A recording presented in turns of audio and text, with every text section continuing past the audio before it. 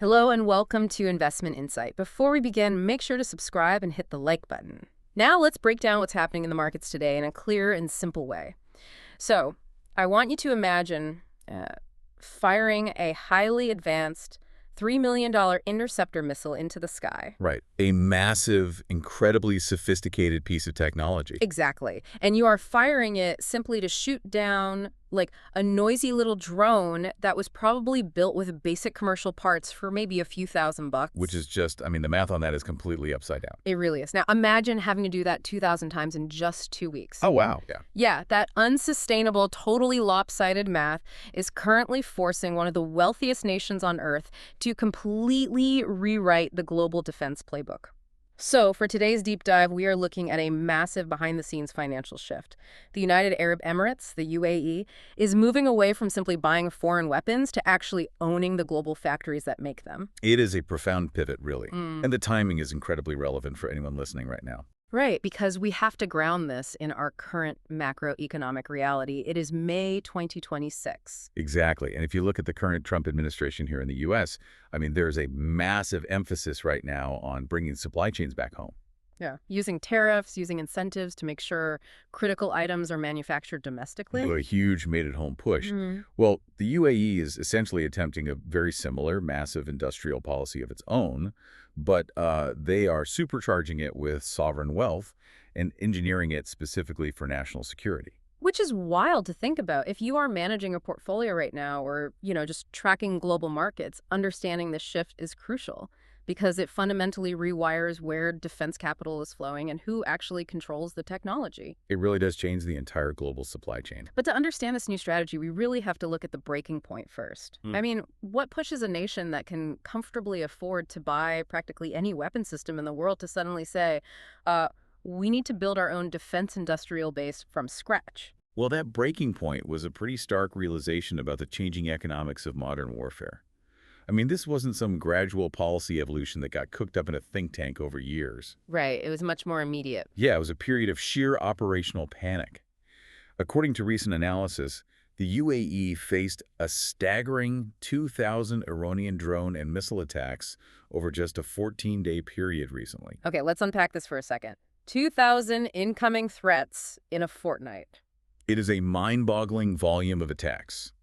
And to defend their airspace against these cheap, mass-produced drones, they had to repeatedly fire incredibly expensive Patriot missiles. Which are not cheap. Not at all. Yeah. We aren't just talking about a minor budget overrun here.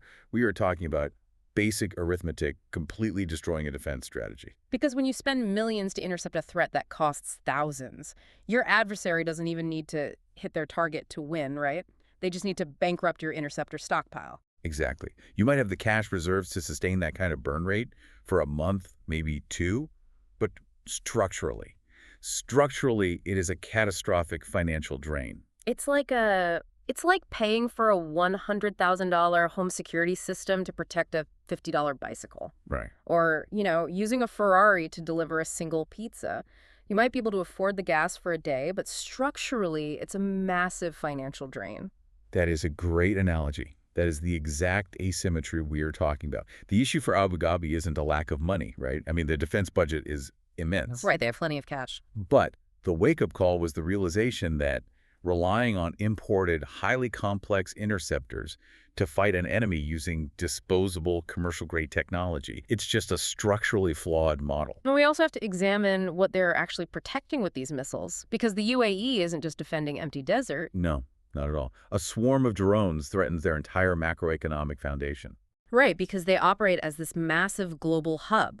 We are talking about critical logistics networks, global shipping ports like Jebel Ali, massive energy infrastructure. And their carefully curated status as a secure financial safe haven. Think about the ripple effects of a single failure there. What happens if one gets through? Well, if one cheap drone slips through that defense net and hits a shipping port, the physical crater it leaves is almost secondary. The real devastation is purely economic. Oh, because of the markets reacting. Exactly. Insurance premiums, specifically war risk premiums at places like Lloyd's of London, they skyrocket overnight for any vessel entering the region. That makes sense. It becomes too expensive to do business there. Right. And international corporations immediately rethink whether they want to keep their regional headquarters in Dubai or Abu Dhabi, because their most valuable national asset is the perception of absolute stability. And an asymmetric drone war completely shatters that perception. It shatters it instantly. So, realizing that simply writing blank checks for foreign-made interceptor missiles is a losing game, they know the math doesn't work. So what exactly are they doing about it? What is the actual mechanism they are building to own the solution rather than just renting it? Well, recent analysis indicates that Abu Dhabi officials are in preliminary discussions to create a brand new, completely dedicated defense investment fund. A completely new fund. Yes. And the architecture of this fund is being led by some of the most powerful figures in the region. We're talking about heavy hitters like Crown Prince Sheikh Khaled bin Mohammed Al Nahyan and the CEO of Mubadala Khaldoon Al Mubarak. Okay, let's talk about the sheer scale of the financial firepower we are dealing with here, because for an everyday American investor looking at this, the numbers are just huge. Abu Dhabi already has over $1.8 trillion managed by its existing sovereign wealth funds. It is a staggering amount of capital. Just to put that into perspective for you listening, $1.8 trillion is roughly the size of the entire economic output of a country like Canada or South Korea. Yeah, it's massive. And recently, looking at the data, one of those funds, Lamad Holding, absorbed ADQ, which is the fund that manages state-owned assets like airports and healthcare. So they are consolidating. Exactly. That consolidation creates a mega pool of capital. And Mubadala alone holds about $385 billion. Right, so with that much capital already pooled together, why go through the trouble of spinning up a completely separate defense fund? I mean, why not just use Mubadala's massive checkbook to start buying drone factories? What's fascinating here is the deep friction between commercial technology and classified national security assets. Friction how? Well, consolidating wealth under entities like Lamad creates a massive gravity, well, for global investments, sure. But mixing civilian and military portfolios is a logistical and regulatory nightmare. Ah, I see. Because Mubadala's portfolio is heavily geared toward global commercial tech. Artificial intelligence, commercial robotics, regular infrastructure. And defense is totally different. Completely different. Defense, by its very nature, is a heavily regulated, hypersensitive sector. It requires strict security clearances, classified technology transfers, and massive export controls. Right. If you are a global sovereign wealth fund doing open commercial deals with companies all over the world, you don't want international intelligence agencies scrutinizing your every single move just because you also happen to own a classified missile factory on the same balance sheet. That is the exact regulatory headache they're trying to avoid. If you blend classified defense acquisitions with an open commercial portfolio, foreign governments will block your commercial deals out of fear of espionage or, intellectual property theft. So they need a firewall.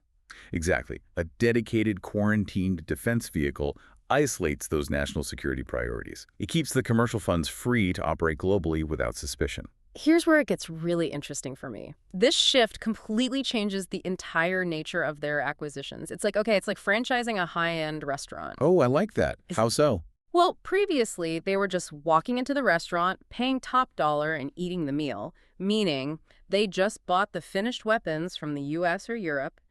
Now, instead of going to the store to buy an apple, they want to buy the whole apple orchard. Right, they want to own the trees. Exactly. They want to get into the kitchen, learn the chef's secret recipes, understand the supply chain logistics, and then plant those trees or open that flagship branch back home in the desert. They want the underlying intellectual property. They want the recipes, the engineers, and the manufacturing processes. The strategy, according to recent research, is to acquire equity stakes in global defense manufacturers, specifically aiming for joint production and aggressive technology transfer. So they aren't just shopping for finished missiles anymore. Not at all. They are hunting for companies that have cutting-edge, proven technology, but maybe they desperately need capital to scale their production lines. Okay, I hear the trillion-dollar numbers, but let's introduce some reality here. As an investor, I know that just throwing money at the defense sector doesn't magically build an industrial base. Definitely not. You can't just walk into the United States or Europe and buy a Lockheed Martin or a BAE Systems factory on a whim. The regulatory walls are incredibly high. You can't just click add to cart on Amazon for a weapons manufacturer. So who exactly are they shopping for? They are targeting a very specific tier of the market, actually. And recent moves really illustrate this perfectly. For instance, according to the data, a UAE-based firm recently attempted to acquire a 7 to 10% stake in a Ukrainian drone manufacturer called Firepoint for roughly $760 million. Wait, really? A Ukrainian company? Yeah, now that specific deal was paused, but the strategic intent is loud and clear. Why Ukraine, though? Because Ukrainian startups are iterating drone software every single week to counteract real-world electronic jamming. They have fresh daily battlefield experience that you just can't simulate in the lab. Oh, that makes total sense. They are testing it in real time. We are seeing aggressive moves across the broader market too, right? Absolutely. Looking at the broader market data, Turkey's defense giant, Asoleus, is ramping up its Steel Dome air defense production by 50% by 2026. 50% is a massive jump. It is. And Germany is currently easing its famously strict export rules. Israel's Rafael is even looking to purchase an old Volkswagen plant in Germany to convert it for missile production. Wow. Converting a civilian auto plant to build missiles, that is a wild pivot. It really highlights the demand. And of course, the U.S. is a massive target for dual-use technologies. This builds on the co-production history that the UAE's domestic defense group, EDGE, already has with American firms. Right, so if you look at those European and Ukrainian startups, it's a perfect match of supply and demand. Highly symbiotic. Yeah. These companies possess something incredibly valuable, combat-proven innovation, but what they severely lack is massive capital and the industrial capacity to mass-produce their inventions. And the UAE has near limitless capital and a desperate need for that exact tech. Exactly. It's a perfect match. But let me stop you there and push back on this a bit. Because international mergers and acquisitions in the defense sector are notoriously brutal. Oh, they are a nightmare. Western governments are incredibly protective of their intellectual property. I mean, you have CFIUS in the United States, the Committee on Foreign Investment in the United States. Right, their whole job is monitoring this. Exactly. They exist specifically to prevent foreign entities from buying critical tech. You have the Department of Defense and the Treasury sitting down, scrutinizing who gets access to the servers, who sits on the board. Europe has similarly strict antitrust and export controls. Very strict. So what is stopping these Western governments from simply blocking every single one of these acquisitions in the name of national security? You are hitting on the exact roadblock that defines this entire strategy. A total hostile buyout is almost always off the table. You just can't do it. Right. You cannot buy a controlling stake in a critical Western defense contractor without triggering a massive national security veto. The realistic path, and the one the data shows they are aggressively pursuing, is acquiring minority stakes and establishing joint ventures. Ah, okay. So instead of trying to buy 51% of a company, which triggers a huge CFIUS investigation and gets blocked, they buy like 9.9%. Yes, exactly. A minority stake often falls below the threshold that triggers the most aggressive regulatory blocks because it doesn't grant you controlling voting power over the company's intellectual property. But it still gets your foot in the door. It gets you a vital relationship, it gets you an observer seat at the table, and from there you set up a joint venture, perhaps in a neutral third country, or you license the IP for a specific regional market. That is a really smart workaround. It is. You focus heavily on specific components like anti-drone targeting sensors or secure communications rather than trying to buy entire legacy missile systems. And through those joint ventures, you slowly and legally transfer the technical know-how, the manufacturing processes, and the engineering talent back to Abu Dhabi. Which brings us to the ultimate endgame of all of this.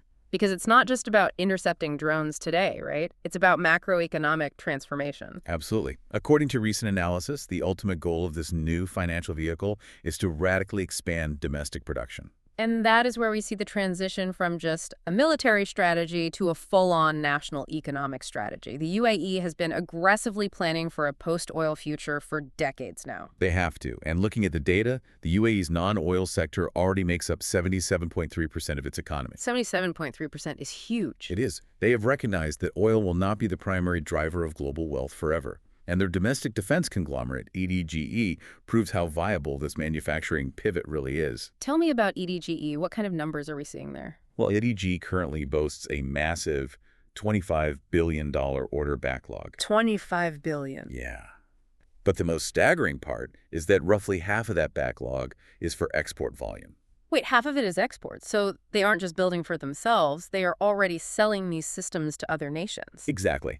If we connect this to the bigger picture, this new fund isn't just a military budget. It is a next-generation industrial policy. Because defense touches so many other industries. It really does. The defense industry is unique. It is incredibly tech-intensive. It comes with guaranteed massive government demand, and it acts as a forced incubator for innovation. Right, because the technologies you develop for modern defense, like advanced radar sensors, artificial intelligence targeting algorithms, encrypted communications, those inevitably spill over into the civilian economy. That's the spillover effect. AI targeting improves autonomous civilian vehicles. Secure military comms improve global financial encryption. Defense is rapidly becoming Abu Dhabi's third strategic capital pillar, sitting right alongside energy and artificial intelligence. So, what does this all mean for the listener? If you are looking at your portfolio or just trying to understand global market shifts, think about how everyday corporations survive massive technological changes. Or even how individuals manage wealth. Exactly. It's just like diversifying your 401k. If an individual diversifies to protect their retirement, or a company realizes its primary product will be obsolete in 30 years, what do? They use their current cash flow to pivot and develop a completely new product line. It's basic survival. The UAE is doing exactly that, but on a macroeconomic nation-state level. They are diversifying their entire nation.